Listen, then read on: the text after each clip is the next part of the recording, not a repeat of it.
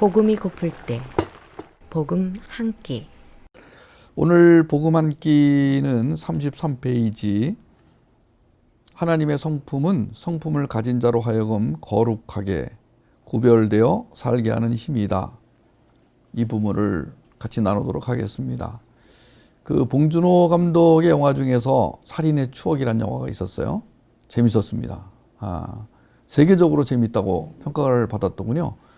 나만 재밌는 게 아니라 세계적인 명배우들이나 감독들이 살인의 추억을 잘 봤다.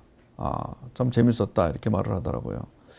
그 화성 연쇄 살인을 주제로 만든 영화인데 범인이 잡히지 않아 가지고 이 형사들이 고생하는 장면 기억이 납니다. 마지막에 송강호가 참 씁쓸한 얼굴로 카메라를 응시하는 그 허전한 눈빛. 범인을 잡으려고 그렇게 애를 썼으나 범인을 잡지 못해서 허전한 그 형사 송강호의 얼굴이 지금도 기억이 납니다.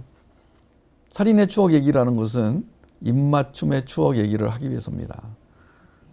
그 영화의 주인공들은 그 살인범을 잡으려고, 그래서 이제 살인범 입장에서 살인의 추억, 그러니까 이제 이건 범인의 입장이잖아요. 근데 주인공들은 경찰이었어요. 형사들이었어요.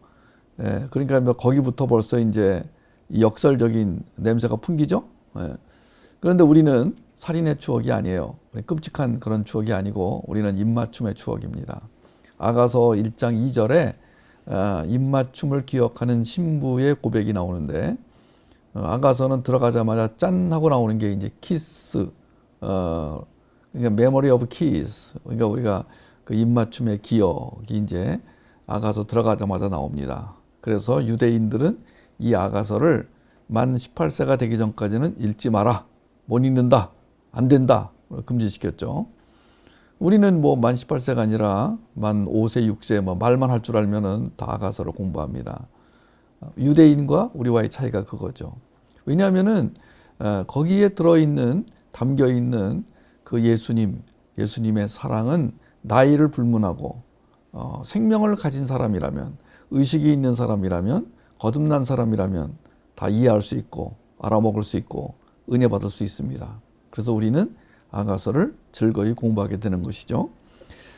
자, 여러분, 이 입맞춤을 기억하는 이 신부된 성도, 그런데 하나님 앞에 벌 받을까 봐 벌벌 떠는 성도, 이 세상에는 이렇게 크게 아주 대비적으로 말한다면 두 종류의 기독교인이 있어요. 기독교인을 가지고 예를 드는 겁니다. 이거는 신자와 불신자, 거듭난 사람과 거듭나지 않은 사람의 예가 아니라 신자, 성도, 구원받은 사람의 경우에 크게 두 종류로 딱 나눠집니다. 한 사람은 입맞춤의 기억을 가지고 사는 사람, 한 사람은 살인의 추억을 가지고 사는 사람. 오늘 비유가 좀 이렇게 맞아 들어가는 거 보니까 잘 풀릴 것 같으네요. 제가 먹은 복음을 여러분에게 이제 풀어드리는 시간이잖아요. 저는 어떤 교과서 같은 얘기를 하러 온 게 아닙니다. 저와 함께 계신 주님, 저와 함께 살아주시는 주님, 저에게 계시하신 그 주님을 제가 저의 언어로 풀어드리는 시간, 복음 한 끼. 제가 먹은 것을 여러분에게 먹여드리는 거, 이게 이 시간이잖아요. 그래서 제가 먹은 것을 꺼내가지고 제 언어로 전달한다는 것은 제가 요리를 다시 해드리는 것이다. 그래서 저는 복음을 요리해 드리는 사람으로, 그 복음을 요리해 드리는 그 사람을 우린 양육자라고 부릅니다. 양육자의 첫 번째가 복음을 요리해서 먹이는 자라는 뜻이라고 했어요. 그럼 이 복음이 뭐냐? 오늘 우리는 이 복음의 핵심 중에서, 자, 하나님의 성품을 가진 자, 하나님의 성품을 소유한 자, 그 하나님의 성품은 우리의 성품이 아니죠. 우리는 이 성품을 노력해서 얻을 수가 없습니다. 아무리 애를 써도 이 성품을 가질 수 없습니다. 불가능합니다. 인간이 자기 노력으로 하나님의 성품을 갖는 것은 불가능합니다. 이것은 하나님이 주셔야만 됩니다. 근데 하나님이 이걸 주시겠다라고 약속하셨습니다. 신의 성품을 가진 자로 살게 해주겠다. 그러니 너는 그 성품을 받아서 풍성하게 아름답게 소중하게 살아라. 이것이 이제 주님의 뜻이에요. 주님이 우리를 향하신 뜻이 거기에 있습니다. 뭐 위대한 일을 하고 죽는 게 아니라 주님은 이 성품을 가진 자로 살아가는 것인데 이걸 오해하는 거예요. 많은 기독교인들이 뭘 오해하냐면 그래도 그렇지 이런 말이 나오는 거예요. 지금 왜 나는 그런 말이 나오는지 알아요. 인간이 가지고 있는 그 못된 성격이 뭐냐면요, 내 힘으로 살아보리라. 자, 내 힘으로 살아보리라가 못된 성격인 것을 여러분 잘 기억하세요. 이거는 아주 나쁜 성격입니다. 내 힘으로 살아보리라. 이건 나쁜 성격 정도가 아니라 이건 악질, 이건 죄입니다. 그러니까 여기서 이제 인본주의자와 우리 성도의 차이가 나는 거예요. 인본주의자들은 그게 왜 나쁘냐? 그러니까 올바른 성도, 제대로 된 성도는 그게 죄인 줄 알고 있어요. 왜 죄이냐 하면은요, 하나님이 나를 창조하신 목적과 어긋나기 때문에 그런 거예요. 야, 창조의 목적, 하나님 나를 창조하실 때 나를 어떻게 창조하셨냐면은 절대 의존적 존재로 창조하셨단 말이에요. 이게 창조의 원리예요. 그러니까 이 창조를 거스르는 죄가 뭐냐면 내 힘으로 살아보리라. 이렇게 살다 보니까 어떤 이제 특징이 나오냐면 하나님의 성품에 관심이 없어지는 거예요. 하나님의 성품에 관심을 가져야 돼요. 자, 하나님의 성품에 관심을 가지는 것, 이거를 관점이라고 한다 그랬죠. 뷰 포인트. 우리의 삶에서 관점이 잘못되면 이제 뭐가 잘못되냐면 관계가 잘못됩니다. 자, 관점과 관계. 하얀 백지가 있으신 분들은 지금 그 백지 맨 위에 관계라고 쓰시고 한 5cm 떨어진 곳에 관점이라고 쓰시기 바랍니다. 관계와 관점. 자, 우리가 지난 시간에 관계냐 아니냐, 그 관계는 어떤 관계냐, 사랑의 관계냐 계약의 관계냐. 하나님과 나와의 관계를 사랑의 관계로 여기고 살아가는 사람 당당하죠. 하루하루가 당당하게 살 수 있습니다. 그리고 아무것도 겁날 게 없어요. 왜냐하면 이 우주의 왕이 나의 아버지신데 뭘 겁을 냅니까? 그 다음에 이제 이 사랑의 관계가 아닌 사람은 이제 계약 관계예요. 이것은 계약을 잘 해내면 뭐가 주어집니다. 이 계약 관계라는 것은 뭐뭐 하면이란 단서가 붙잖아요. 네가 이 계약 관계를 잘 지키면 뭐 이런 복을 줄 것이고 안 지키면 국물도 없다. 노숲, there is no soup, 국물도 없다. 이제 이렇게. 그러니까 이 두 종류의 사람은 완전히 다른 거예요. 뭐가 다르죠? 삶의 질이 다른 거예요. 퀄리티, 퀄리티 오브 라이프. 삶의 질이 완전히 다른 거예요. 그 질적인 부분에서 이제 차이가 나는 겁니다. 양적으로는 오히려 계약 관계에 있는 사람이 더 많은 거를 누릴 수가 있어요. 제가 오늘도 복음변증학교 녹화를 했는데 그걸 하면서 이제 소유형 존재냐, 존재형 존재냐 이거 구별된다 그랬어요. 욥 같은 경우에는 사단이 찾아와서 하나님께 와서 하나님 저 자식이 지금 저 가진 것 때문에 지금 하나님 잘 믿는 거 아세요? 그랬더니 하나님이 그럴 리가 없다. 그랬더니 아니에요, 맞아요. 제가 만약에 저 욥의 것을 다 빼앗으면은 저 돌아설 거예요. 그랬더니 그럴 리가 없다. 아, 맞다니까요. 그럴 리가 없다. 아, 정말이에요. 그럼 제가 한번 해볼까요? 아, 그럴 리가 없다니까. 아니에요, 그렇습니다. 계속 이제 이 사단은 포기하지 않고 이제 참소를 하죠, 이렇게. 그러니까 계속해서 우리를 참소합니다. 근데 하나님은 그럴 리가 없다고 딱 내보내시면 돼. 가라 임마, 가. 하나님이 한마디만 하면 돼요. 가. 이렇게 두 마디도 할 필요 없어요. 가라도 안 해. 가. 딱 한마디만 하면 돼요. 그럼 갑니다. 하나님 말씀에는 권위가 있고 힘이 있어가지고 한마디만 하시면 딱 되는 거예요. 가. 딱 한마디. 근데 그날은 그렇게 안 하시고 그래 네가 한번 해봐라 그러셨어요. 자, 사단이 참소한 것은 뭐냐? 욥이 소유형 인간이다. 근데 그 욥을 통해서 뭐가 드러났냐면은 진정한 기독교인은 소유와 관계없이 하나님과의 관계가 올바로 맺어지면 행복하게 살 수 있다. 이것이 이제 증명이 됐죠. 그런 사람을 존재형 인간이라고 하는 거예요. 자, 여러분은 지금 소유형 인간이십니까? 존재형 인간이십니까?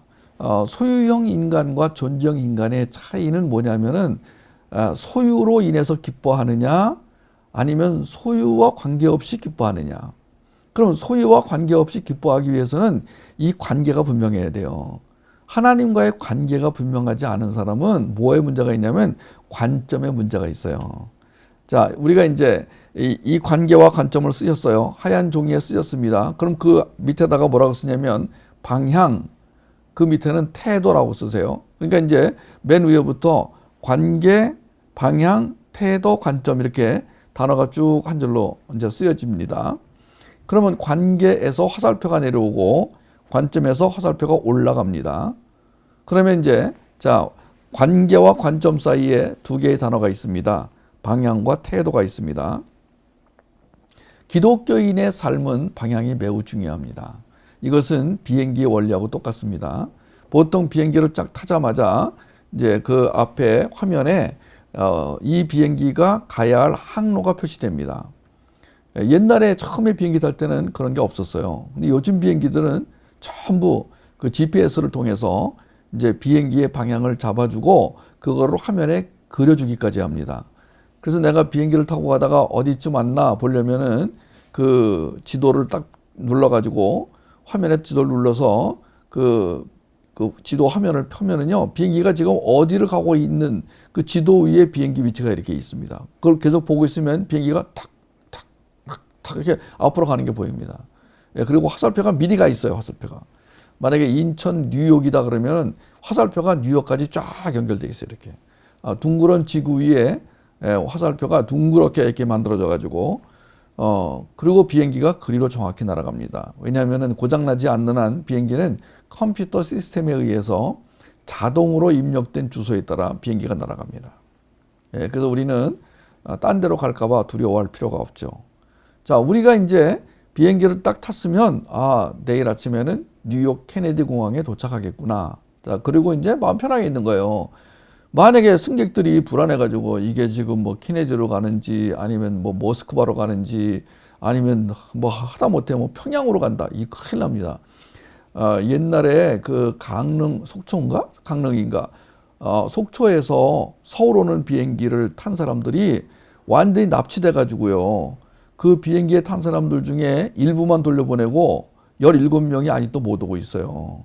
그 중에서 이제 그 비행기 기장도 못 왔는데 그 스튜어디스도 못 오고요.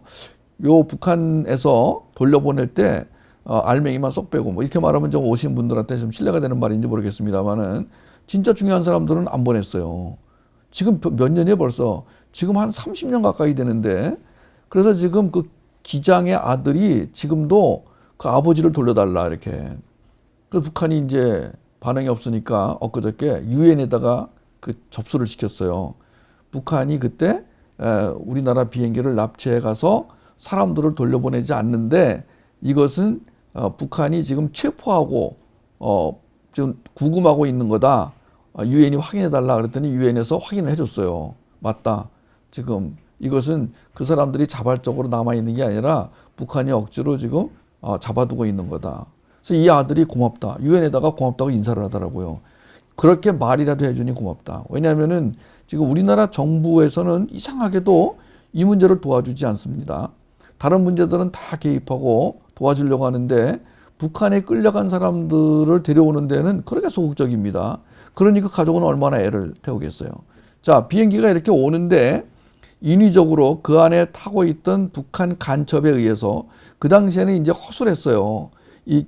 저기 세큐리티가 치안이 허술해가지고요. 그 권총을 가지고도 비행기 탈 수 있었어요. 몰래 숨겨가지고. 지금도 그럴 수 있지만 지금은 뭐 어렵죠. 왜냐하면 1차, 2차, 3차 그 세큐리티 보안 시스템을 만들어가지고 지금은 계속 체크를 하기 때문에. 근데 그 당시에 허술했어요. 그러니까 비행기 승객 중에 권총을 들고 탄 사람이 위협을 해가지고 비행기가 이렇게 서울로 오고 있는데 방향을 돌려. 그래가지고 이제 북한으로 간 거예요. 여러분, 만약에 내가 탄 비행기가 평양으로 갈지도 모른다. 얼마나 떨리겠습니까? 가면은 분명히 나는 이제 못 돌아오는 거예요. 중요한 사람이니까. 나는 굉장히 그 중요한 사람이잖아요. 내가 여기 안 오면은 완전히 복음을 전할 수가 없으니까. 그 북한에서는 전할 수 있느냐? 북한에서도 못 전하는 거예요. 북한에 만약에 포로로 잡혀가면 여기 있는 여러분들은 다 돌아옵니다. 근데 저는 못 돌아옵니다. 그러니까 저는 만약에 비행기가 방향을 바꿀 수도 있다라고 생각하면 굉장히 불안할 거예요. 근데 저는 그렇지 않습니다. 이제는 시큐리티도 잘 돼 있고, 그다음 비행기 자체가 이제 고성능이 돼가지고 컴퓨터에 입력을 해놓으면 아무리 먼 거리도 알아서 그냥 갑니다. 이렇게. 그러니까 저는 이제 이 방향에 대해서는 문제가 없습니다. 야, 기독교인 중에서 방향이 제대로 잡혀 있고 제대로 잡힌 것에 대한 확신이 있고 그다음에 그 방향에 따라서 잘 가고 있다고 생각하는 사람과 그렇지 않은 사람과는 얼마나 큰 차이가 있겠습니까? 어떤 사람은 잘못 가고 있는데도 모르는 수가 있어요. 옛날에 그 대한항공, 또 대한항공 비행기가 나오는데 대한항공 007기가 뉴욕 케네디 공항에서 이제 한국으로 오고 있었는데 그때는 좀 허술했어요. 비행기도 그때는 좀 지금과 달리. 그래서 비행기에 입력된 자료가 잘못되었는지 항로를 벗어났어요. 그래가지고 러시아에서, 소련에서 비행기를 격추시켰어요. 왜냐하면은 그 러시아에서 보니까 비행기가 이제 레이더에 나타난 거야. 이렇게 레이더에 점으로 나타나. 비행기가 오는데 이거 봐라. 요 비행기가 지금 우리가 알고 있기로는 요리로 가야 되는데 항로를 바꾸네.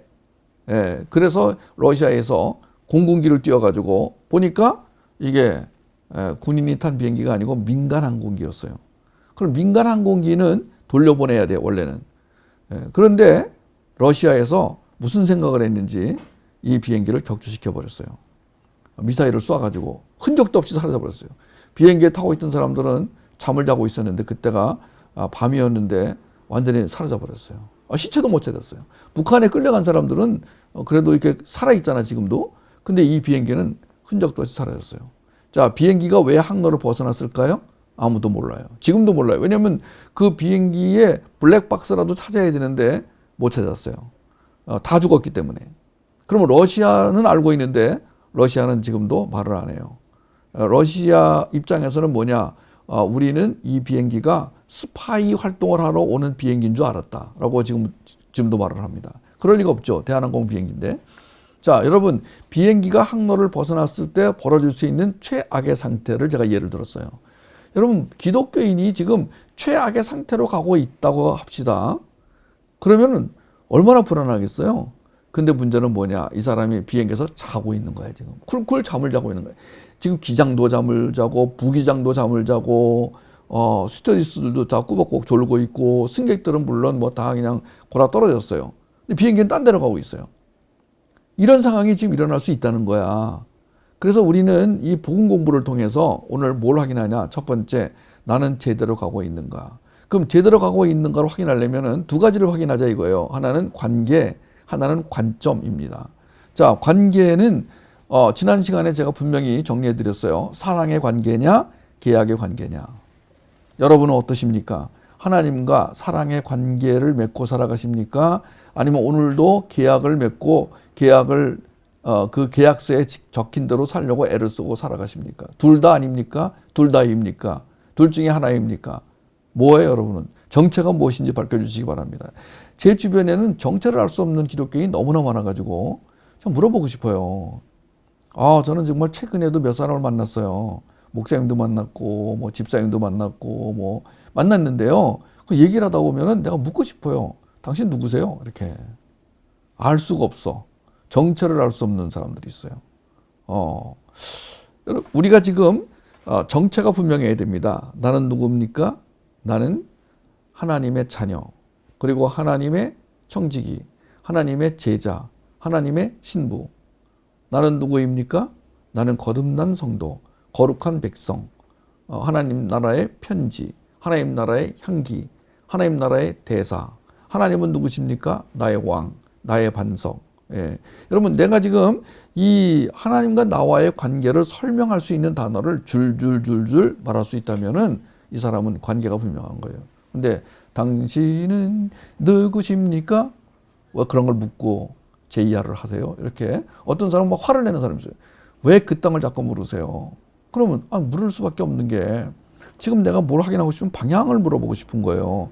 방향이 잘못되면 에너지가 무지무지 낭비돼요. 비행기가 있잖아요. 그 자료를 입력할 때 컴퓨터가 어떻게 입력하는지 아세요? 그냥 직선거리 입력하지 않습니다. 여러분 잘 아셔야 돼요. 이 비행기를 타고 가다 보면은 그날에 따라서 뭐가 달라지냐면은 바람의 세기, 바람의 방향이 달라요. 비행기는요, 그 어떤 바람을 받느냐에 따라서 이 에너지 낭비가 굉장히 많이 일어날 수도 있고 에너지를 아낄 수가 있어요. 그래서 이제 서울에서 이 미국으로 갈 때는 빨리 갑니다. 왜냐하면 이 지구가 돌면서 바람이 뒤쪽에서 불어요, 이렇게. 그러니까 비행기를 뒤에서 밀어주는 바람이 이렇게 빨리 가라, 빨리 가 이렇게 밀어주는 겁니다. 근데 반대로 미국에서 한국으로 올 때는요, 시간이 더 걸립니다. 왜냐하면 지구의 이 자전 방향에 따라서 바람이 비행기 앞쪽에서 불어오기 때문에 오지 마라, 오지 마라고 이 바람이 막는 형태가 되는 거예요. 그래서요, 똑같은 코스인데도 달라요. 그 다음에 어저께 갔던 시간하고 오늘 갔던 시간이 달라요. 그거는 바람의 방향도 문제지만 바람의 세기가 다르기 때문에 그런 거예요. 더군다나 이제 중간에 태풍이 분다. 그럼 이 비행기가 태풍을 피해 가야 돼요. 왜냐하면 태풍 속을 지나가다가는 이제 비행기가 이 번개를 맞아가지고 웬만한 번개는 다 견디게 되어 있지만 잘못하면은 큰 번개 같은 경우는 비행기에 손상을 입고 비행기가 추락할 수 있기 때문에 그러니까 이제 그때 따라서 날씨라든가 바람의 색이라든가 방향이라든가 이런 거에 의해서 컴퓨터가 다 알아서 정보를 수집합니다. 컴퓨터가 이제 앞으로 인공지능이 발달하면 더 잘하겠죠. 그럼 이 컴퓨터가 정보를 다 모아가지고 비행기가 제일 안전하고 빠르게 갈 수 있는 거리를 딱 계산해 냅니다. 그러면 이제 비행기 기장이 그걸 딱 보고서는 문제 없으면은 그대로 입력시켜 버립니다.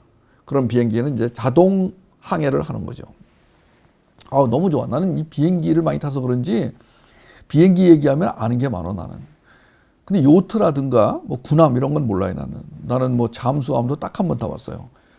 제가 진해에 강의하러 갔는데 그 강의하렀던 교회에 해군 그 중사가 한 분 계시는데 이분이 소개를 해가지고 해군 중령의 안내로 잠수함을 들어가 봤는데요. 잠수함은 아무나 못 들어간대요. 그건 군사 비밀이기 때문에 신분이 확실한 사람, 그 다음에 이제 중령 이상의 장교가 그 추천하는 사람만 허락을 받고 들어갈 수 있다는 거야. 잠수함을 들어가 봤어요. 좁은 배 안에 거기서 막 한 달, 두 달씩 그 작전을 수행한다고 생각하니까 머리가 막 아프더라고요. 왜냐하면 이 잠수함은요, 생각보다 안이 좁아요, 이렇게. 그 안에서 이 귀에 레시바 꽂고 띠익 한 소리 들어가면서 작전을 수행하는 거야. 그럼 이 잠수함도 바위를 피해 가야지요. 그 다음에 적과 근접한 지역을 지날 때는 조심해야 되지요. 그 다음에 바닷속에다가 이제 기뢰라고, 땅에는 지뢰고 바다에는 기뢰라고 건드리면 폭발하는 걸 많이 심어놨어요. 그걸 피해 가야죠. 그 다음에 큰 고기 같은 거하고 부딪힐 염려가 있으니까 그것도 피해 가야죠. 여러분, 우리가 지금 인생을 살아갈 때 잠수함이든 아니면 비행기든 요트든 간에 특징이 있습니다. 방향이 있어야 돼요. 방향이. 목적지가 있어야 돼요. 그 다음에 두 번째는 뭐가 있어야 되냐면은 태도입니다. 이제. 그러니까 우리가 지금 방향이 잘못되거나 방향을 틀리게 잡으면은 에너지가 많이 소비되는 동시에 황당해지는 거예요. 딱 내렸는데 이거 뭐야? 미국이 아니네? 여기 어디죠? 아니 무슨 태평양 한가운데 무슨 섬에 딱 떨어진 거야. 지난번에 그런 적 한 번 신문에 보니까 어디야? 파리로 가야 될 비행기가 영국 런던으로 가가지고 그것도 다 내린 다음에 알았대요. 난 세상에, 난 기장도 대단한 기장이야. 비행기 기장이요. 내린 다음에 알았다는 거야. 뭐 세상에 그런 기장이 다 있어요. 어쨌든 우리가 기장도 잘 만나야 돼요. 여러분, 기장도 잘 만나도록 해주세요. 예. 자, 그러면 이제 방향은 충분히 얘기 드렸어요. 자, 기독교인이 삶의 질을 최적화된 가장 아름다운 풍성한 그런 삶의 질을 누리려면 방향이 정확해야 된다. 그럼 이 방향은 어떻게 올바로 잡히느냐?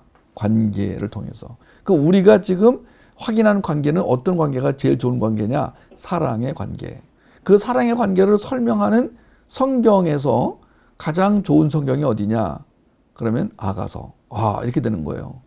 그러니까 우리가 지금 아가서를 공부할 때 어린이들이나 부모들이나 이 아가서를 우리가 공부할 때 딱 그게 오는 거예요. 내가 하나님과 예수님과 이런 관계구나. 근데 그것이 이제 듣고 또 들으면 점점 확신이 와요. 이상하게도 한 번 들을 때는 확신이 잘 안 오다가 두 번 듣고 세 번 듣고 네 번 듣고 그러면 확신이 와요. 그래서 이 성경은, 이 복음은, 이 계시의 말씀은, 이 로고스는, 레마는 듣는 게 참 중요한 거예요. 듣는 게. 그러면 그 들음이 믿음으로 바뀌면서 이제 이게 확신이 돼요. 그럼 관계가 만들어지는 거야.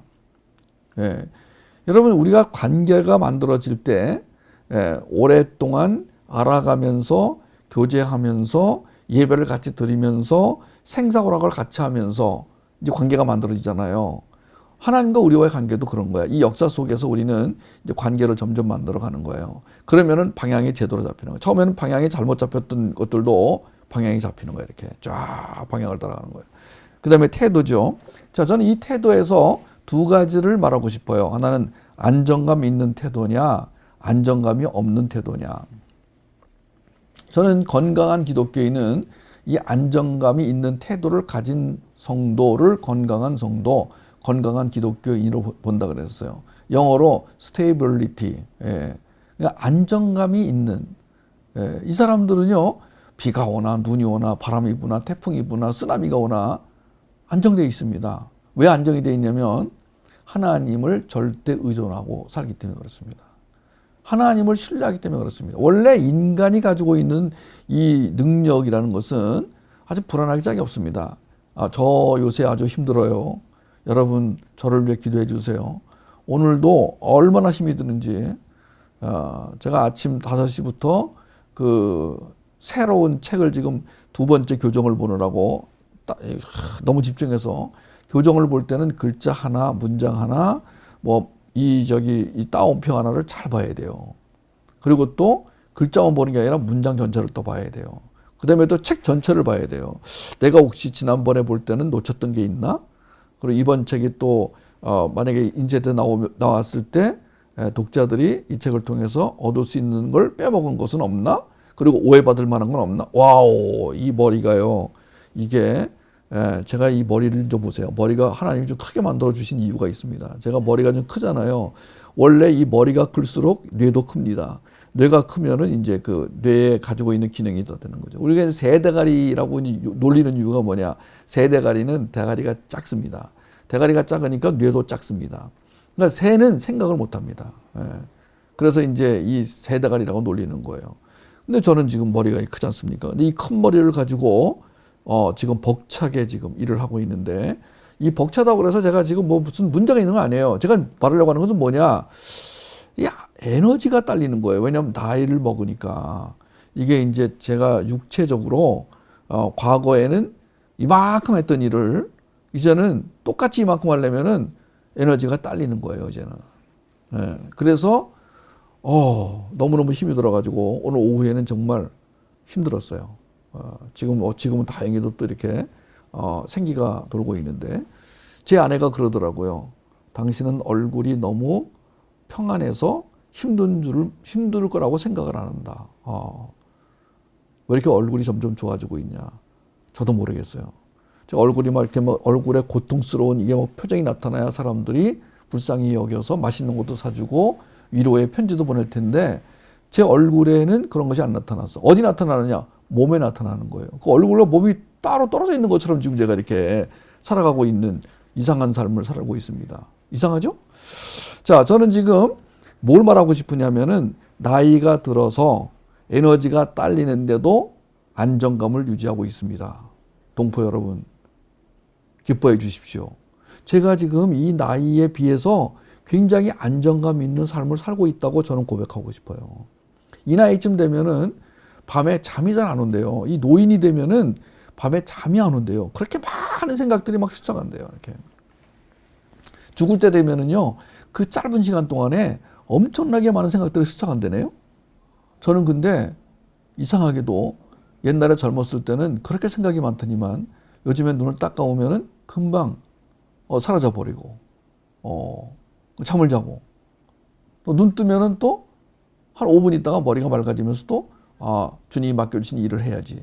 그러다가 또 피곤하면 또 잠깐 누우면은 금방 또 피로가 풀리고. 신기하죠? 저도 신기합니다. 제가 제 생애에서 이런 때가 없었어요. 이게 왜 그럴까 봤더니 안정감. 내가 어느 사이에 그 하나님의 복음을 먹으면서 이건 복음으로 인한 안정감밖에 없어요. 왜냐하면 저라는 인간은요, 저는 원래 예술가로 태어나가지고 이 예술가들은요 원래가 복잡해요. 예. 그러니까 글을 쓰는 거예요. 제가 이번에 쓴 글을 보니까 읽을 때마다 좋아. 난 왜 그런지 모르겠어. 지금까지는 책을 써가지고 있잖아요. 그 인쇄돼서 나오면은 읽고 싶지가 않았어요, 실제로. 근데 이번 책은 인쇄돼 나오자마자 여러분하고 공부를 하고 싶어요. 제가 한 페이지 한 페이지를 공부하고 싶어요. 제가 이번에 쓴 책을 가지고 여러분이나 여러분 자녀가 공부를 하면 정말 좋은 얘기 많이 나올 것 같아요. 왜냐면 내가 썼기 때문에. 여러분, 우리가 지금 그 안정감, 내가 지금 하나님의 복음을 이렇게 먹으면은 그 복음이 내 안에 들어와서 이제 체득이 돼요. 내 영에 이 먹은 복음이 쫙 전해지면서 뭘로 나타나냐면 안정감으로 나타납니다.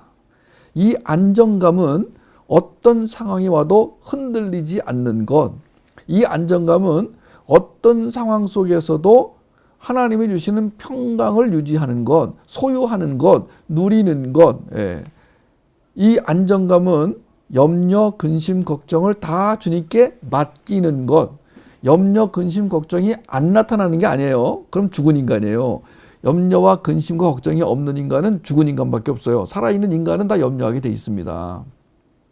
지금 해남에 지금 지진이 지금 56번이 나가지고 지금 해남 사람들이 두려워하고 있다네요. 지금 제가 뉴스에 보니까 전라남도 해남이라고 땅끝 마을이 있어요.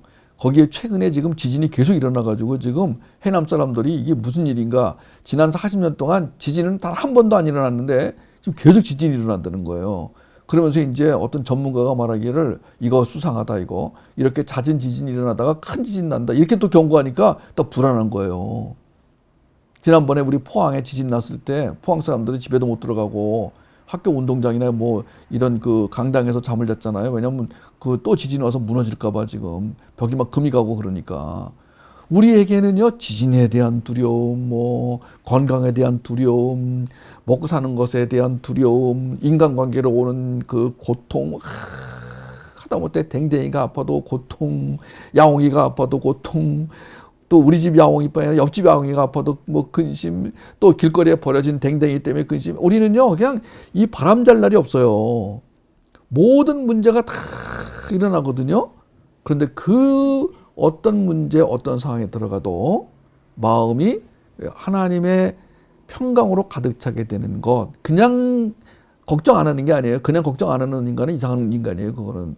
저는 걱정이 없습니다. 그럼 예수 믿으세요? 안 믿습니다. 근데 어떻게 걱정이 없으세요? 저도 모르겠습니다. 이상한 인간이에요, 이거는요. 그건 있을 수가 없는 거야. 뭔가 좀 수상한 거야. 이 사람은 지금 뭔가를 감추고 있거나 아니면 지금 아까 말한 것처럼 지금 방향이 틀렸는데도 지금 틀렸는지도 모르고 사는 이상한 인간이라니까요.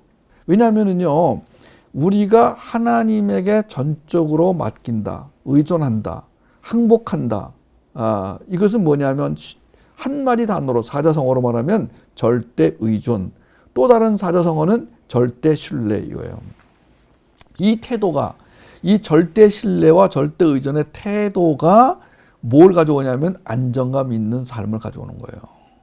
이게 굉장히 중요한 거예요. 왜냐하면은 많은 기독교인이 하나님 감사합니다, 할렐루야 하다가 문제만 터지면은 막 엉엉 울고 불평하고 원망하고 너 때문이야. 그리고 여러분, 우리가 예수 그리스도의 생명력으로 충만하게 되잖아요. 그러면 태도가 달라져요. 이 태도가 어떤 태도가 되냐면은 안정감이 있는 태도냐, 안정감이 없는 태도냐. 그러니까 여러분들도 진짜 하나님과의 관계가 올바로 돼 있느냐 아니냐를 알려면은요, 문제 속에 들어가 봐야 돼요. 그럼 문제 속에 들어가는 제일 좋은 게 뭐냐? 제가 여러분을 데리고 한 6개월을 아우리치 가는 거예요. 돈 한 2만 원씩 줘가지고 앞으로 6개월 동안 2만 원 외에는 못 씁니다. 그래가지고 하루에 아주 그냥 그 쥐꼬리만한 돈을 배정해가지고 그냥 반찬도 없이 그냥 밥도 그냥 대강 해가지고 김치 한 조각 주면서 6개월을 살아보게 하는 거예요. 그리고 이제 좁은 방에다 다 집어넣어 버리는 거예요. 그러면 한 달 동안은 자매님 우리 참을 수 있어요. 어떻게 참아봐요. 형제님이 먼저 화장실 쓰세요. 네, 제가 지금 설사가 나오려고 하지만 참겠어요. 이러면서 한 달 동안은 잘 살아요. 근데 한 달쯤 지나면 그때부터 뭐 당신이 설사를 한다고 그래놓고 왜 거짓말 하냐부터 시작해가지고 이제 이제 설사 얘기 나오죠. 똥 얘기 나오죠. 이제 그다음에 왜 당신이 먼저 밥을 먹냐부터 이래가지고요. 여러분, 우리가 그런 사람들이에요. 그래서 저는 여러분 가운데 지금 어떤 고난이 있다. 여러분 가운데 어떤 그 안 좋은 상황이 벌어지고 있다. 그럼 존경합니다. 왜냐하면 그런 상황에서도 안정감을 유지하는 모습을 지금 보여주고 계시기 때문에 그렇습니다. 그러니까 문제가 없는 상태를 계속 살아가는 사람들은 좀 수상하게 생각합니다. 문제가 없을 리가 없어요. 예.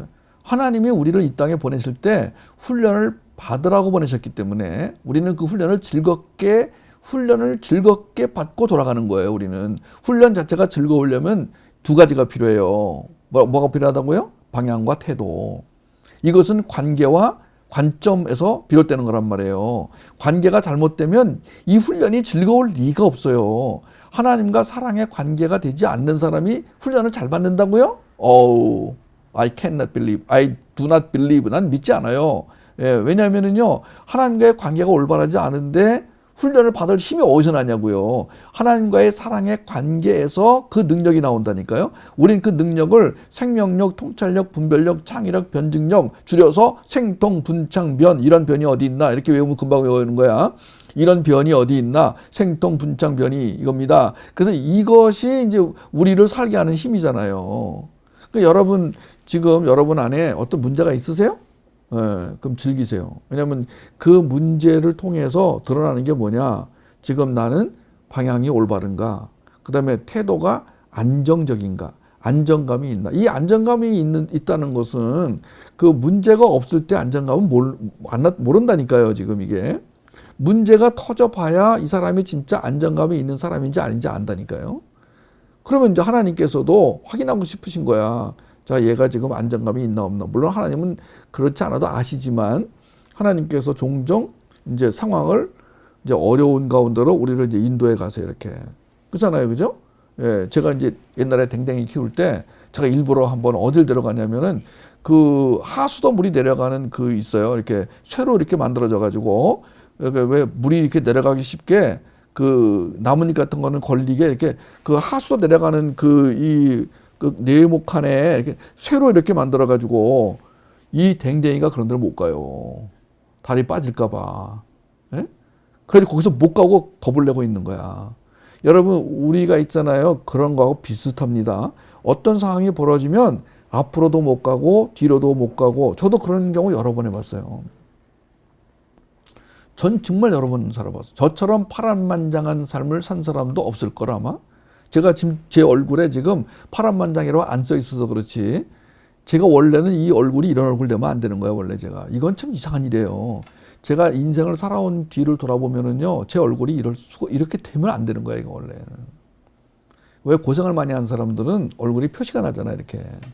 그래서 불쌍하게 보이잖아요. 저는 이상하게도 점점 안 불쌍하게 보이는 거야. 그래서 어려운 문제가 있어요.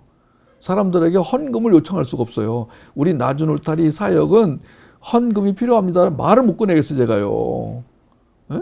이 북한 사역하는 분들은 당당하게 말합니다. 저한테도 맨날 편지가 와요.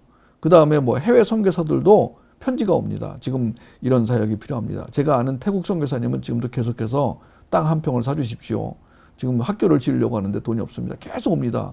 근데 그분 얼굴 보면은 헌금을 해야 되겠다 생각이 듭니다. 근데 저 같은 경우는 만약에 헌금을 요청해 보십시오. 여러분, 너 잘 먹고 잘 사는 거 아니냐? 너 내가 헌금하면은 그걸로 너 지금 살 찌우는 연습하고 있는 거지? 이렇게 보일까봐 말을 못 하는 거야.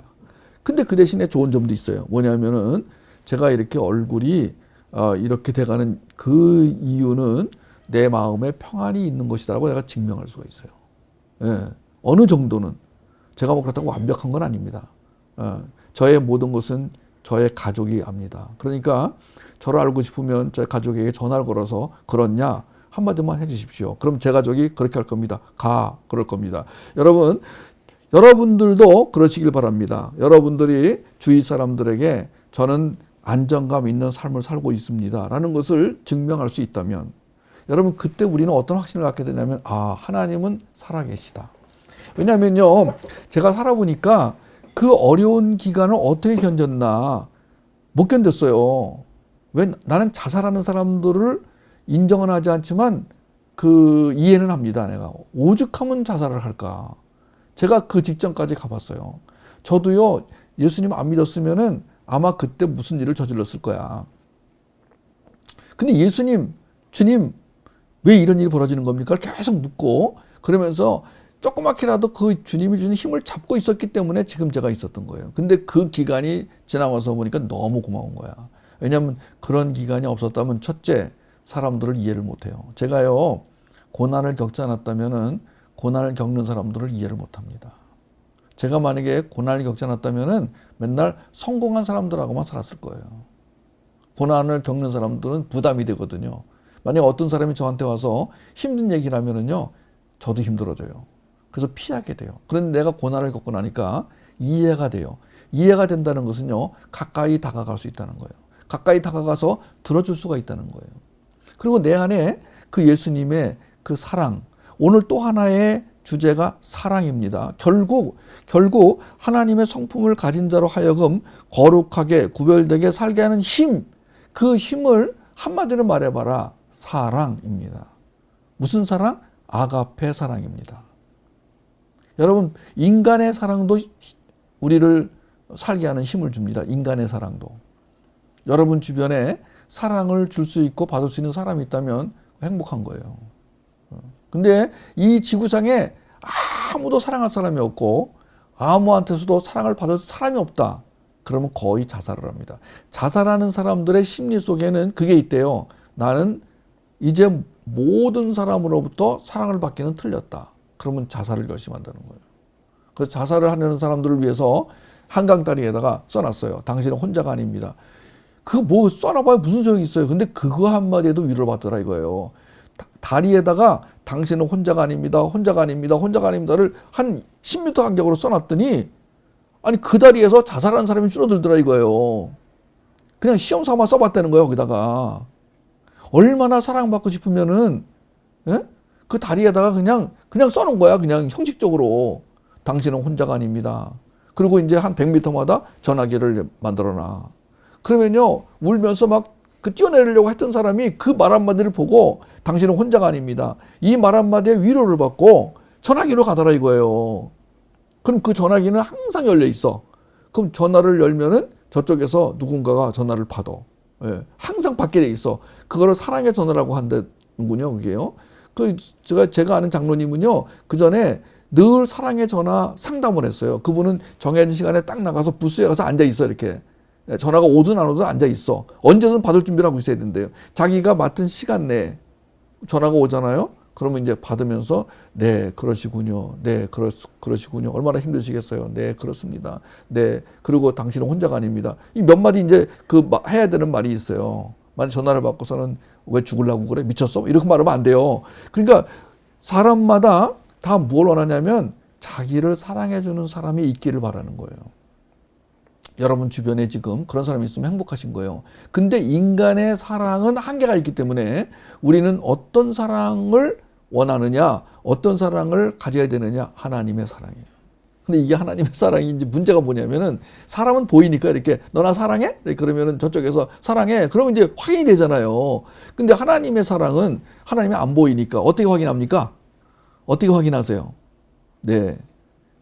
물어보나 마나죠. 정답은 복음을 우리가 들을 때 그 복음 속에서 하나님이 너를 사랑한다라는 음성이 들려야 복음을 제대로 먹는 거예요. 이 복음을 먹는데 하나님의 사랑이 안 들리거나 안 느껴지면 그건 복음을 제대로 먹는 게 아니라는 거예요. 그러면은 여기에 지금 하나님의 성품은 물 건너가는 거예요. 그러니까 하나님의 성품이 없는 사람은 뭐냐? 나의 성격을 가지고 사는. 그럼 나의 성격은 뭐의 밑바탕이 되어 있느냐? 자, 모든 인간은 상처가 없는 사람이 없어요. 상처는 결핍입니다. 모든 인간입니다. 예외가 없습니다. 이 세상에 살다간 모든 인간은 살아가는 사람, 살아갈 사람, 살아간 사람 전부 포함해서 문제가 뭐냐? 안에 상처가 있는 거예요. 그 상처는 어디서 왔냐면은 사랑받지 못하면서 오는 거예요. 사랑받지 못하는 이유는 뭐냐면 모든 인간은 다 결격사유가 있는 거예요. 사랑을 충분히 줄 수가 있는 인간이 없어요. 이 세상에는. 인간이 아무리 사랑을 해도 그 사랑은 이기적인 사랑인 거예요. 그런데 하나님의 사랑만이 우리를, 자, 그래서 이제 이 사랑의 관계가 굉장히 중요한 거예요. 사랑의 관계라는 이 말을 여러분이 놓치지 마십시오. 이 사랑의 관계라는 이 단어를 소홀히 여기지 마십시오. 이 사랑의 관계라는 말을 항상 확인하십시오. 근데 이걸 확인하는 제일 좋은 방법은 뭐냐? 복음을 통해서 확인하셔야 돼요. 복음을 통해서 확인되지 않는 거는 검증이 안 되는 거예요. 이게 사단도 그럴 수 있어요. 사단도 처음에는 난 널 사랑해, 사랑해 이렇게. 여러분 우리 여기 딸들은요. 결혼하지 않은 딸들은 조심하셔야 됩니다. 멋진 남자, 멋지게 보이는 남자 조심하세요. 왜냐하면 멋지게 보일수록 수상해. 예. 사기꾼이야. 사기꾼인 가능성이 굉장히 많아요. 그리고 굉장히 막 지나치게 친절한 사람 조심하셔야 됩니다. 옛날에는 간첩을 식별하는 방법이 몇 가지가 있었어요. 예. 산에서 내려오는 자, 아침에 산에서 내려오는 자, 북한 사투리를 쓰는 자, 담배값을 모르는 자, 오래간만에 나타난 자, 간첩 식별이 쭉 있었어요. 그리고 간첩 잡으면 포상금 1,500만 원 써 있었어요. 저는 그래서 굉장히 많이 이제 돈이 필요했기 때문에 주변에 간첩이 있나 없나 많이 살폈어요. 한 명도 못 잡았습니다만. 여러분, 근데 지금은 간첩이요, 너무 연습을 많이 하고 내려와가지고, 이제는 한국 사람하고 똑같이, 우리 대한민국 사람하고 똑같아가지고, 요새 간첩 잡았다는 얘기 안 들리잖아요. 자, 우리가 오늘 하나님의 사랑을 가지고 있느냐 없느냐, 하나님의 사랑이 진짜냐 아니냐. 자, 하나님의 사랑은 오직 복음을 통해서만 받는 게 진짜예요. 나머지는요, 진짜인지 아닌지를 구별하기가 너무 힘들어. 왜냐하면 간첩처럼 연습을 무지무지 하고 왔기 때문에 사단도요, 오늘도 연습하고 왔다는 거야. 사단이요, 이 광명의 천사, 빛의 천사, 하나님하고 거의 비슷하게 위장을 할 수 있는 재주가 있어가지고, 여러분, 이 사단에게 속으면은요, 처음에는 그냥 끌려가, 이렇게 그냥 너무 좋아서, 나중에는 이미 늦었어, 이게. 사단의 밥이 되잖아요. 그럼 나중에는 사단이 시킨 대로 살게 되는 거야. 그래서 어렸을 때부터 사단에게 빠지지 않는 제일 좋은 방법은 뭐냐? 사단을 연구하는 것보다도 하나님이 누구신지 알고 하나님의 사랑의 그 풍성함을 맛보는 것, 이게 사단에게 안 빠지는 거예요. 신천지에게 안 빠지려면은 신천지 연구하는 게 아니에요. 신천지 연구에도 빠져요. 신천지에게 안 빠지는 제일 좋은 방법은 뭐냐면은 진짜 복음, 하나님의 말씀, 진짜 양식을 계속 먹는 거야, 이걸 먹으면은요, 저쪽에서 조금만 이상한 거 갖고 와도 금방, 이거 뭐야, 이거 왜 그래, 이거. 금방 안 되니까요. 예. 여러분, 우리가 진짜를 먹어야 되는데, 진짜를 충분할 만큼 먹어야 돼요. 조금이라도 어디가 빈대가 있으면 고리로 들어오는 게 사단이야. 그러니까, 자, 이 힘, 오늘, 우리가 힘을 얻어야 돼요. 이 힘은요, 5 지저스 파워로 나타나야 되잖아요. 그죠? 힘이 없으면 살 수가 없어요. 제가 아까 2시간 전만 해도 오늘 수요 예배 이 복음 앉기를 못할 줄 알았어요. 네. 제 앞에 있는 여러분들은 수요 예배를 들으시는 분이고, 지금 오디오로 들으시는 분들은 수요일과 관계없이 언제 어느 때나 필요할 때 들으시게 됩니다만은, 복음 앉기를 나눌 수 있는 여러분들, 지금 이 온라인이나 오프라인이나 또 자주 만나거나 못 만나거나 제가 알거나 모르거나 함께 복음 앉기를 지금 같이 나누고 계신 여러분, 오늘 이 말씀 잘 들으십시오.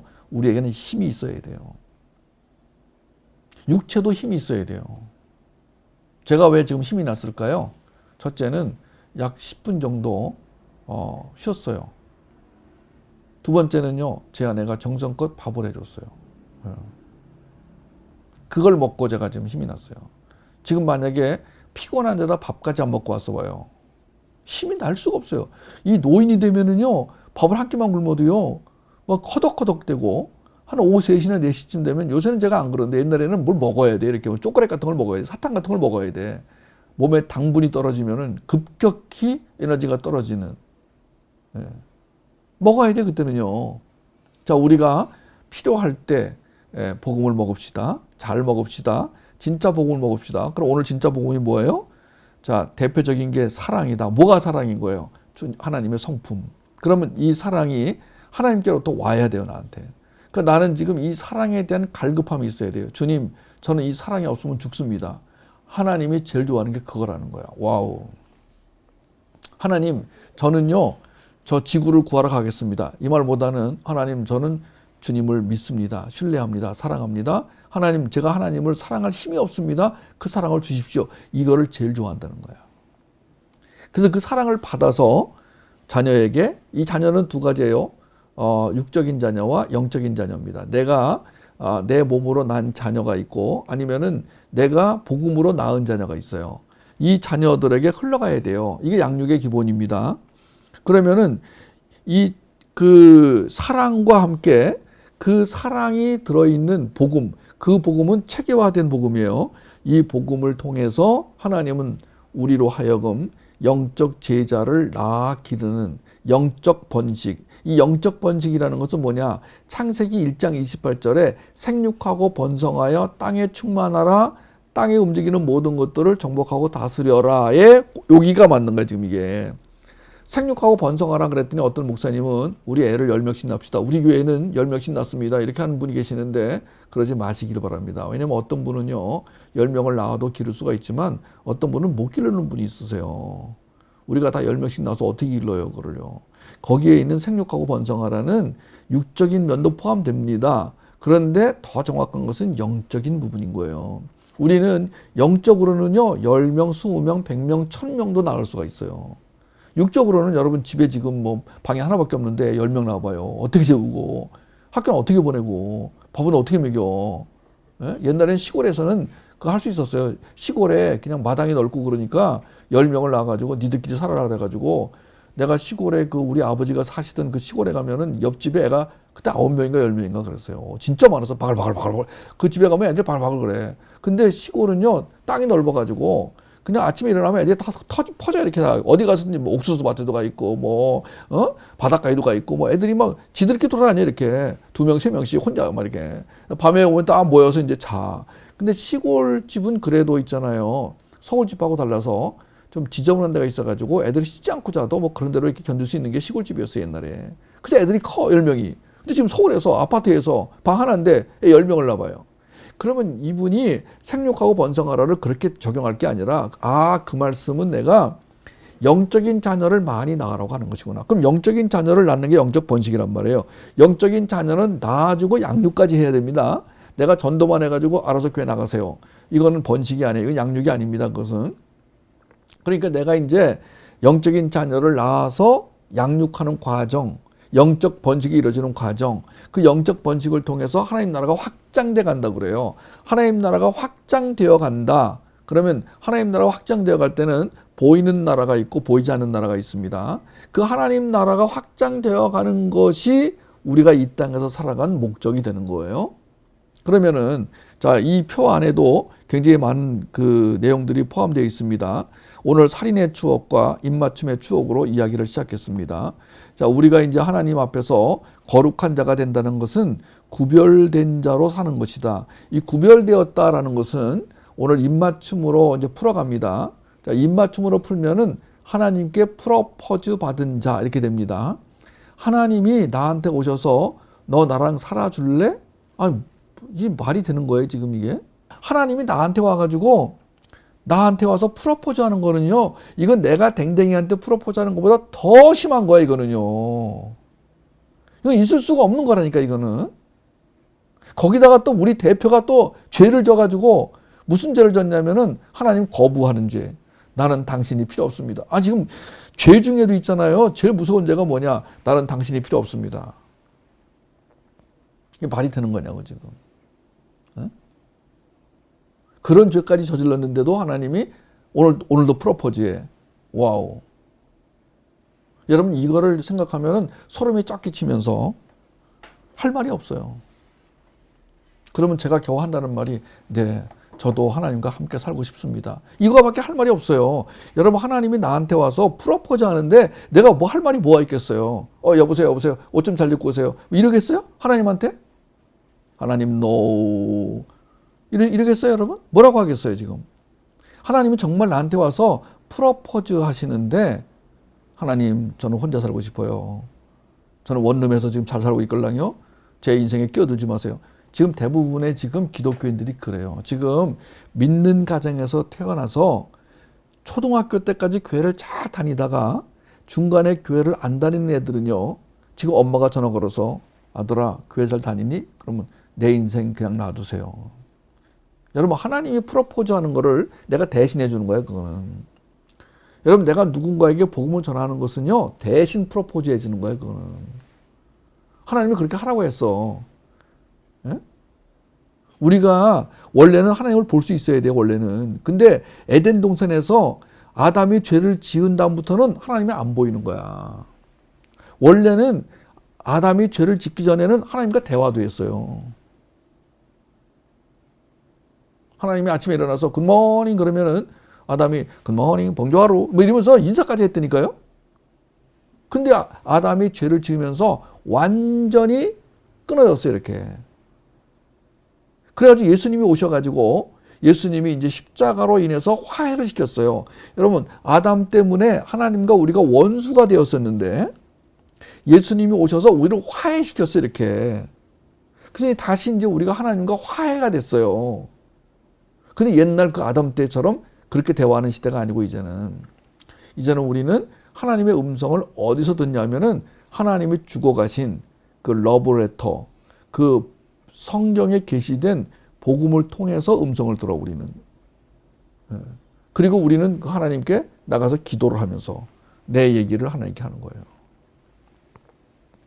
그래서 이제 내가 복음을 통해서 들은 음성을 가지고 그걸 바탕으로 하나님께 감사의 기도를 하고 직면 기도를 하고 이제 중보 기도를 하고 회개 기도를 하잖아요. 이게 대화야 이게. 우리의 대화는 이렇게 이루어지는 거예요. 여러분 중에서 뭐 하나님 그럼 하나님이 나타나가지고 그래 왜 이런 사람이 있습니까? 솔직히 들어보세요. 여러분이 하나님 그러면 하나님 나타나세요? 아니에요. 우리는 하나님하고 같이 사는데 그 하나님의 음성을 어떻게 듣냐면은 성경 66권 안에 게시된 그 복음으로 하나님의 음성을 듣는 거예요. 그럼 하나님이 그 복음 속에서 아가서 1장 2절에 딱 갔더니만 뭐라 하냐면은 저는 신랑과 입맞춤했던 기억이 너무 좋아요. 이렇게 나오는 거야. 이것도 무슨 얘기지? 봤더니 이 슐람미라는 이 신부의 고백이 내가 해야 할 고백이구나를 알게 되는 거야. 그 얘기는 어떻게 듣냐면은 하나님이 나 너한테 프로포즈 했다? 너 몰랐지? 이런 거야. 내가 아가서를 읽는데 그 음성이 들리는 거예요.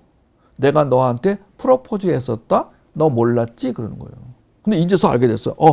이제서야 내가, 그랬군요, 하나님. 근데 조금 있으면 또 잊어버려. 이게 이상해요. 에덴에서 아담이 죄를 지은 이후에 우리에게 찾아온 병이 있어요. 망각병이라고. 건망증보다 더 위험한 게 망각병이에요. 이렇게 한 번 들으면 잊어먹지 말아야 될 거 아니에요. 또 잊어버린다니까요. 그래서 이 하나님의 사랑, 하나님의 계시, 하나님의 은혜, 하나님의 평강, 하나님의 소망, 하나님의 기쁨을 받아서 흘려보내는 거예요. 흘러가지 못하면 둘 다 죽어요. 흘러가지 못하면 썩어버려요. 흘러가지 못하면 부패돼요. 흘러가지 못하면 변질됩니다. 우리는 이 관계와 관점, 이 관점 참 중요합니다. 밑에 보시면 있잖아요. 신약의 계명을 바라보는 관점이 있고 구약의 계명을 바라보는 관점이 있어요. 관점, 영어로 viewpoint. 자, 관점, 어떻게 보느냐예요, 이것은. 어디를 보느냐보다도 어떻게 보느냐입니다. 자, 그러면 구약의 관점은 계명, 율법 중심으로 봅니다. 그래서 율법 지향적 관점이라고 말할 수 있고요. 신약의 관점은 은혜를 이해하는 사랑의 관점, 그리스도의 구속 중심의 관점을 가지고 신약을 봅니다. 달라요. 그래서 구약은 신약과 이어져 있기 때문에 우리가 신약 공부를 할 때도 구약을 인용할 수 있고요. 구약 공부할 때도 신약을 이용할 수 있어요. 가급적이면요, 구약과 신약을 같이 봐야 돼요. 왜냐하면 한 하나님이시니까. 근데 문제는 관점은 달라요.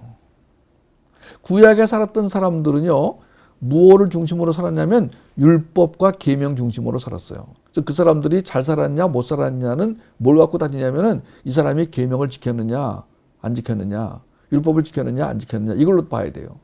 근데 신약은 달라요. 예수님이 오신 다음에 예수님께서는 율법을 지키지 않아도 의롭다라고 하시는, 그 지난번에 얘기한 대로 죄를 지어도 의인이라는, 그럴 수가 있나? 있어요. 그럼 어떻게 그걸 이해하느냐면 나는 남자로 태어났기 때문에 남자라는 거하고 똑같은 거예요. 나는 이미 예수님의 보혈로 인해서 예수님 안에서 의인으로 태어난 거예요. 자, 이렇게 관계와 관점. 오늘 정리가 딱 됐습니다. 여러분, 이거에 의해서 뭐가 달라진다고요? 구원이 달라지는 게 아니에요.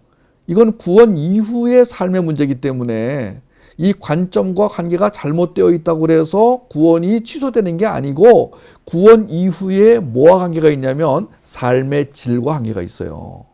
그럼 삶의 질에서 우리가 삶의 질을 나타낼 때 어떤 말을 쓰냐면 풍성하냐 안 하냐예요. 풍성한 삶이냐 빈약한 삶이냐. 요한복음 10장 10절에 말하고 있는 이 풍성함, 넘치는 삶, 채워진 삶, 가득한 삶. 와우. 뭔가 이렇게 부족해가지고 막 허덕허덕대고 막 그냥 손톱을 막 물어뜯고 불안한 사람이 있어요. 제가 이렇게 보면 있잖아요. 공항 같은 데 가보면 사람이 쫙 앉아있는데 거기에 어떤 사람이 불안한 사람이 있어요. 뭐 손톱을 물어뜯고 막 그냥 뭐 왔다 갔다 하고 눈이 뭐 까짝까짝. 나는 그런 이미지를 주로 생각해요. 이렇게. 예수님을 믿는데 뭔가가 불안해, 허전해. 흘러갈 게 없어. 흘려서 이렇게 퍼주고 싶은데 퍼줄 게 없어. 말을 해보라 그러면 마이크 갖다 대면 말을 못해. 아니 좀 말해보세요. 당신이 만난 예수님은 누구세요? 그러면 말을 못해. 왜 못하세요? 그러면 저도 모르겠습니다. 뭘 몰라요? 같이 살면서. 얼마나 할 말이 많아요. 줄줄줄줄 나오잖아요. 여러분, 삶의 질. 우리가 지금 나의 삶의 질이 풍성하냐 안 하냐, 채워져 있느냐 빈약하냐, 흘려보낼 정도냐, 흘려보낼 게 없냐, 할 말이 많으냐 할 말이 없냐, 뭘 말해야 될지 모르느냐. 난 말할 게 너무 많아가지고. 말하는 거 훈련해야 돼. 그게 변증훈련이에요. 여러분, 첫째는 말할 게 많아야 뭐 변증훈련도 필요한 거 아니에요. 아니 변증훈련 받으면 뭐 하냐고. 할 말이 없는데. 할 말이 많은데 이걸 상대방의 언어와 문화에 맞추려니까 변증훈련이 필요한 거지. 아니, 할 말 자체가 없는데 뭐하러 변증훈련을 해요. 여러분, 주님을 믿고 따르는 게 쉬운 일이 아니에요. 변증하는 게 쉬운 일이 아니에요. 근데 그걸 하고 싶어지느냐 안 하고 싶냐, 이게 삶의 질을 저하는 거예요. 여러분이 오늘 복음 한 끼를 들으러 오시고 싶었잖아요. 여기 억지로 끌려온 사람 있습니까? 아니요. 자발적으로 오신 거예요. 그 마음, 나는 여기에 들어가고 싶어. 이 복음을 듣고 싶어. 변증하고 싶어. 주님을 사랑하고 싶어. 그런데 사랑이 없어. 그 다음에 나는 지식도 부족해. 그럼 그때부터 이제 뭐냐? 주님 주세요. 이게 기도예요. 주님 주세요. 이게 기도라니까. 근데 그걸 달라고 하지 않고 돈 주세요. 떡 주세요. 이게 있잖아요. 우리가 바라는 게 뭐여야 되냐면은 바로 예수 그리스도의 생명력, 거기로부터 비롯되는 이 five Jesus power, 이 풍성한 삶을 누리게 하는, 안정감 있는 태도를 갖게 하는, 그래서 방향과 태도를 바르게 가지도록 도와주는, 그래서 그냥 가만히 있기만 해도 그냥 바람이 불어가지고 비행기가 쫙 가, 이렇게. 물론 비행기 자체가 이제 엔진이 돌아가긴 하지만은요, 바람을 잘 만나면은 그냥 비행기가 저절로 간다네.